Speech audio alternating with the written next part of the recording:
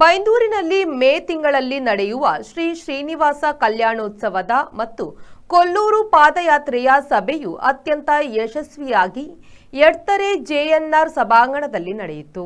ಲೋಕ ಕಲ್ಯಾಣಾರ್ಥವಾಗಿ ನಡೆಯುವ ಈ ಕಲ್ಯಾಣೋತ್ಸವ ಕಾರ್ಯಕ್ರಮದ ನಿಮಿತ್ತ ಕಾರ್ಯಕ್ರಮದ ಸಂಕಲ್ಪದಾರರು ಕಾರ್ಯಕ್ರಮದ ಯಶಸ್ಸಿಗಾಗಿ ತಿರುಪತಿಗೆ ಪಾದಯಾತ್ರೆ ಮತ್ತು ಕರಾವಳಿ ವಿಭಾಗದ ಸಿದ್ಧ ಸಮಾಧಿ ಯೋಗದ ಯೋಗ ಸಾಧಕ ಮತ್ತು ಸಾರ್ವಜನಿಕರಿಂದ ಆಚಾರ್ಯ ಕೇಶವಾಜಿ ಬೆಳ್ಳಿ ಇವರ ನೇತೃತ್ವದಲ್ಲಿ ನಡೆಯುವ 5ನೇ ವರ್ಷದ ಉಪ್ಪುಂದದಿಂದ ಕೊಲ್ಲೂರು ಪಾದಯಾತ್ರೆಯು ಮಾರ್ಚ್ 2ರ ಭಾನುವಾರ ಬೆಳಗ್ಗೆ 4 ಗಂಟೆಗೆ ಚಾಲನೆ ಪಡೆಯಲಿದೆ. 1,000ಕ್ಕೂ ಹೆಚ್ಚಿನ ಜನರು ಭಾಗವಹಿಸುವ ನಿರೀಕ್ಷೆಯಿದೆ.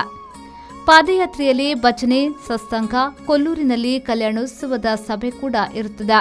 ಆಧುನಿಕ ಪುರಂದರದಾಸರ ಶ್ರೀ ಪರಶಿವದಾಸರು ಕೂಡ ಈ ಪಾದಯಾತ್ರೆಯಲ್ಲಿ ಗೆಜ್ಜೆ ಕಟ್ಟಿ ಕುಣಿಯಲಿದ್ದಾರೆ.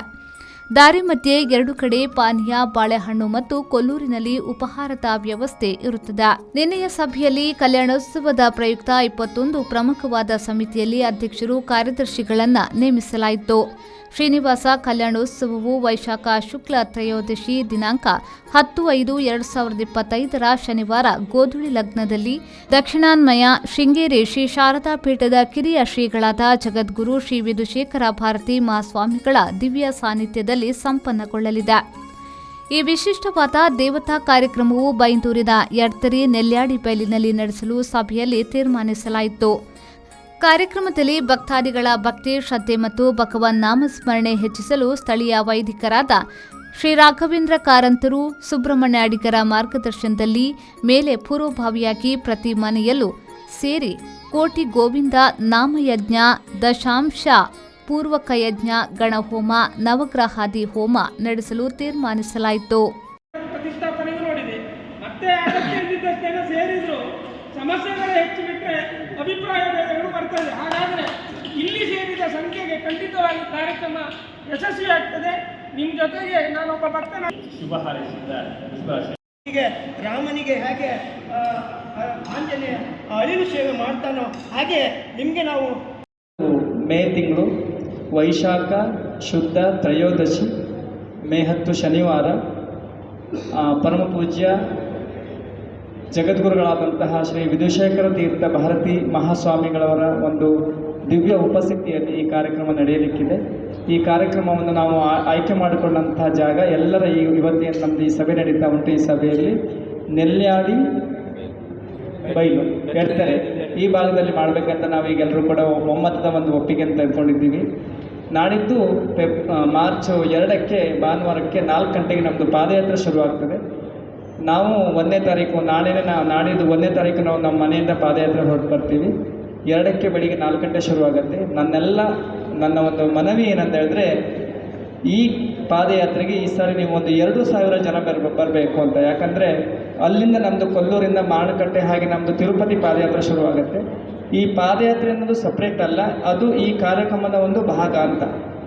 ಯಾಕಂದರೆ ಈ ಶ್ರೀನಿವಾಸ ಕಲ್ಯಾಣ ಈಗ ನಮ್ಮದೀಗ ನಿರೀಕ್ಷೆಗಳು ಜಾಸ್ತಿ ಆಗ್ತಾ ಇದೆ, ಜನಗಳು ಬರುವುದು ಕೂಡ ಜಾಸ್ತಿ ಆಗ್ತಾ ಇದೆ. ಹಾಗಾಗಿ ಒಂದು 50,000 ಮೇಲ್ಪಟ್ಟು ಈ ಭಕ್ತಾದಿಗಳು ಈ ಕಾರ್ಯಕ್ರಮಕ್ಕೆ ಬರ್ಬೋದು ಅಂತ ಒಂದು ನಿರೀಕ್ಷೆ ಮಾಡ್ತಾ ಇದ್ದೀವಿ. ಹಾಗಾಗಿ ಈ ಕಾರ್ಯಕ್ರಮ ಸಂಪೂರ್ಣವಾಗಿ ಯಶಸ್ವಿ ಆಗಬೇಕು ಅಂತ ನಾವು ತಿರುಪತಿಗೆ ಅದ್ರ ಮುಂದೆ ಪಾದಯಾತ್ರೆ ಮುಂದುವರಿಸ್ತೀವಿ. ಹಾಗಾಗಿ ನಮ್ಮನ್ನು ಅನುಗ್ರಹಿಸಲಿಕ್ಕೆ, ನಮಗೆ ಆಶೀರ್ವಾದ ಮಾಡಲಿಕ್ಕೆ ನೀವು ಆ ದಿನಕ್ಕೆ ಮಾರ್ಚ್ 2ರಂದು 2,000ಕ್ಕಿಂತ ಜಾಸ್ತಿ ನೀವು ಜನ ಬಂದರೆ ಅಂತ ಆದರೆ ನಮ್ಮ ಕಾರ್ಯಕ್ರಮ ನಿಸ್ಸಂದೇಹವಾಗಿ ಪರಿಪೂರ್ಣವಾಗಿ ಸಮಾಪ್ತಿಯಾಗುತ್ತೆ, ಶ್ರೀನಿವಾಸ ಕಲ್ಯಾಣ. ಹಾಗಾಗಿ ನಾನು ಎಲ್ಲ ಭಕ್ತಾದಿಗಳಲ್ಲಿ ವಿನಂತಿ ಮಾಡುವುದೇನೆಂದರೆ, ನಿಮ್ಮ ಮನೆಯಲ್ಲಿ ಯಾರೆಲ್ಲ ಇದ್ದಾರೆ ನಡೆಯಲಿಕ್ಕೆ ಶಕ್ತರಾಗಿರುವಂಥವ್ರು ಅವರೆಲ್ಲರೂ ಕೂಡ ಈ ಪಾದಯಾತ್ರೆಯಲ್ಲಿ ಪಾಲ್ಗೊಳ್ಳಿ. ಪಾದಯಾತ್ರೆಯಲ್ಲಿ ನಮ್ಮದು ಈ ಸಾರಿ ಭಜನೆ ಕೂಡ ಇರ್ತದೆ. ಒಬ್ಬರು ಬೆಂಗಳೂರಿಂದ ಒಬ್ಬರು ಹರಿದಾಸರು ಬರ್ತಾರೆ, ತುಂಬ ಚೆನ್ನಾಗಿ ಕುಣಿತ ಭಜನೆಯನ್ನು ಮಾಡ್ತಾ ಹೋಗ್ತೀವಿ.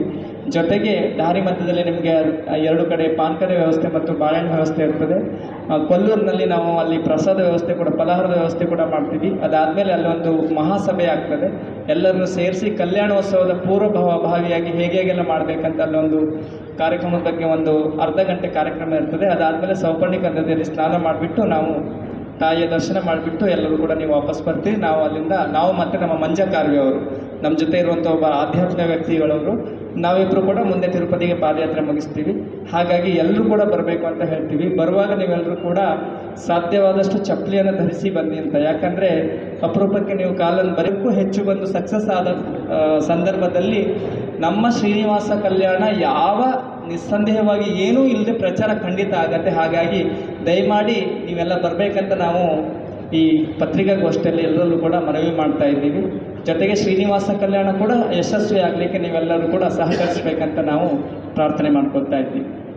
ಕೇಶವ ಪೂರಜಿಯವರ SSY ಕಾರ್ಯಕ್ರಮದ ಅಂಗವಾಗಿ ಅವರ ಸಂಯೋಗತ್ವದಲ್ಲಿ 5 ವರ್ಷದಿಂದ ಅವ್ರದ್ದೊಂದು ಕಲ್ಪನೆ ಇತ್ತು, ಆಶೆನೂ ಇತ್ತು.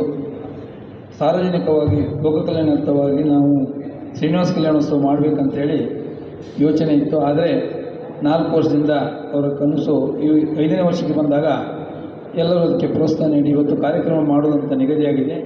ಆ ಕಾರ್ಯಕ್ರಮವು ಬೈಂದೂರಿನ ಎಡ್ತೆರೆಯ ನೆಲ್ಯಾಡಿ ಬೈಲಿನಲ್ಲಿ ಮಾಡೋದಂತ ಇವತ್ತಿನ ದಿನ ನಿಶ್ಚಯ ಆಗಿದೆ. ಅದೇ ರೀತಿಯಲ್ಲಿ ಆ ಉತ್ಸವ ಸಮಿತಿಯ ಅಧ್ಯಕ್ಷನಾಗಿ ದಿವಾಕರ್ ಶೆಟ್ಟಿ ನೆಲ್ಯಾಡಿಯವರನ್ನು ಕೂಡ ಇವತ್ತು ಸಾರ್ವಜನಿಕರ ಸಮ್ಮುಖದಲ್ಲಿ ಆಯ್ಕೆ ಮಾಡಿದ್ದಾರೆ. ಅದಲ್ಲದೆ ನಮ್ಮ ನಿರೀಕ್ಷೆ ಏನಂತ ಹೇಳಿದರೆ ಈ ಒಂದು ಕಾರ್ಯಕ್ರಮ ಇಡೀ ಕುಂದಾಪುರ ತಾಲೂಕಿಗೆ ಒಂದು ಅದ್ಧೂರಿ ಕಾರ್ಯಕ್ರಮ ರೂಪುಗೊಳ್ಳಬೇಕನ್ನೋದು. ಇವತ್ತು ನಾವು 30,000 ಇನ್ವಿಟೇಷನನ್ನು ಮಾಡಿ ಶಿರೂರಿಂದ ಗಂಗೊಳ್ಳಿವರೆಗೆ ಮನೆ ಮನೆಗೆ ಮುಟ್ಟಿಸಿ ಶ್ರೀನಿವಾಸ ಕಲ್ಯಾಣ ಅನ್ನೋದು ಒಂದು ಭಕ್ತಿಪೂರ್ವಕವಾಗಿ ಶ್ರದ್ಧಾಪೂರ್ವಕವಾಗಿ ಕಾರ್ಯಕ್ರಮವನ್ನು ಮಾಡಬೇಕು. ಅದೇ ರೀತಿಯಲ್ಲಿ ಈ ಒಂದು ಕಾರ್ಯಕ್ರಮಕ್ಕೆ ಊರ ಪರವೂರ ಮಾನೀಯರು ಎಲ್ಲರೂ ಸಹಕಾರವಿಟ್ಟು ಇವತ್ತಿನ ದಿನವೇ ನೀವು ನಿಮ್ಮ ರಿಲೇಷನ್ಗೆ ಮತ್ತು ಫ್ರೆಂಡ್ಸಿಗೆ ಮೇ 10ರಂದು ಎಡ್ತೆರೆಯ ನೆಲ್ಯಾಡಿ ಬೈಲಿನಲ್ಲಿ ಸಾರ್ವಜನಿಕವಾಗಿ ಶ್ರೀನಿವಾಸ ಕಲ್ಯಾಣೋತ್ಸವ ನಡೀತದೆ. ನೀವು ಒಂದು ದಿನ ಬರಬೇಕನ್ನುವಂಥ ಮಾತನ್ನು ಇವತ್ತು ತಿಳಿಸಬೇಕು. ಅದೇ ರೀತಿಯಲ್ಲಿ ಇನ್ನು ಹೆಚ್ಚಿನ ಜನ ನಮಗೆ ಪ್ರೋತ್ಸಾಹ ನೀಡಬೇಕಾಗಿ ಕೇಳಿಕೊಳ್ತೇವೆ. ಜೆಪಿ ಬಡಾಕೆರೆ, ವಿ4 ನ್ಯೂಸ್, ಬೈಂದೂರು.